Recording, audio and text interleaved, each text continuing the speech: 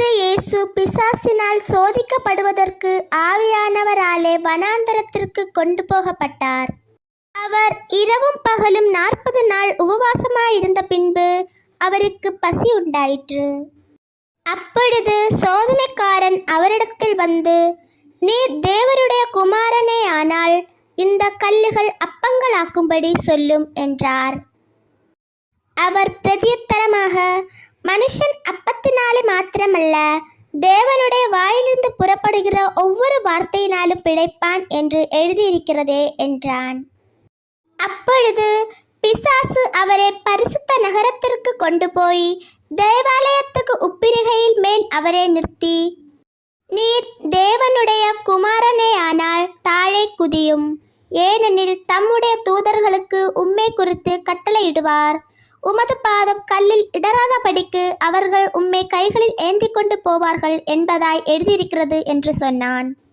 அதற்கு இயேசு, உன் தேவனாகிய கர்த்தரை பரீட்சை பாராதிருப்பாயாக என்று எழுதியிருக்கிறதே என்றார்.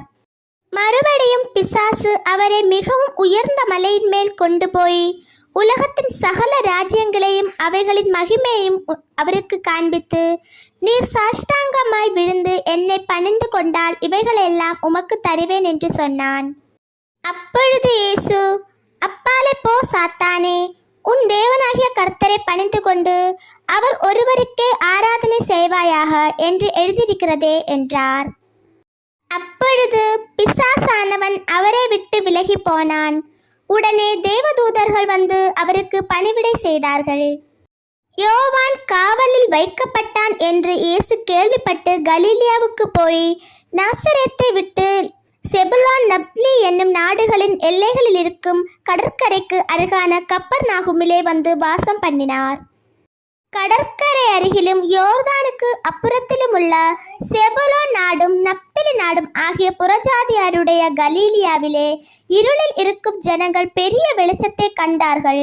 மரண இருளில் திசையில் இருக்கிறவர்களுக்கு வெளிச்சம் உதித்தது என்று ஏசாயா தீர்க்கதரிசியினால் உரைக்கப்பட்டது நிறைவேறும்படி இப்படி நடந்தது.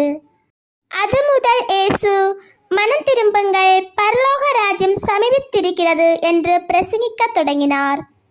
இயேசு கலீலியா கடலோரமாய் நடந்து போகையில் மீன் பிடிக்கிறவர்களாயிருந்த 2 சகோதரராகிய பேதுரு எண்ணப்பட்ட சீமோனும் அவன் சகோதரன் அந்திரேயாவும் கடலில் வலை போட்டு கொண்டிருக்கிற போது அவர்களை கண்டு, என் பின்னே வாருங்கள், உங்களை மனுஷரை பிடிக்கிறவர்களாக்குவேன் என்றார். உடனே அவர்கள் வலைகளை விட்டு அவருக்கு பின் சென்றார்கள். அவர் அவ்விடம் விட்டு போகையில் வேறு 2 சகோதரராகிய செபதேயுவின் மகன் யாக்கோவும் அவன் சகோதரன் யோவானும் தங்கள் தகப்பன் செபதேயுவுடனே படவிலிருந்து தங்கள் வலைகளை பழுது பார்த்து கொண்டிருக்கிற போது அவர்களை கண்டு அவர்களையும் அழைத்தார். உடனே அவர்கள் படவையையும் தங்கள் தகப்பனையும் விட்டு அவருக்கு பின் சென்றார்கள். பின்பு இயேசு கலீலியா எங்கும் சுற்றி நடந்து அவர்களுடைய ஜெப ஆலயங்களில் உபதேசித்து ராஜ்யத்தின் சுவிசேஷத்தை பிரசங்கித்து ஜனங்களுக்கு உண்டாயிருந்த சகல வியாதிகளையும் சகல நோய்களையும் நீக்கி சொஸ்தமாக்கினார். அவருடைய கீர்த்தி சீரியா எங்கும் பிரசித்தமாயிற்று. அப்பொழுது பலவித வியாதிகளையும் வேதனைகளையும் அடைந்திருந்த சகல பிணியாளிகளையும் பிசாசு பிடித்தவர்களையும் சந்திரோகிகளையும் திமிர்வாதக்காரரையும் அவரிடத்தில் கொண்டு வந்தார்கள். அவர்களை சொஸ்தமாக்கினார். கலீலியாவிலும் தெக்கப்போலியிலும் எருசலேமிலும் யூதேயாவிலும் யோர்தானுக்கு அப்புறத்திலும் இருந்து திரளான ஜனங்கள் வந்து அவருக்கு பின் சென்றார்கள். ஆமென்.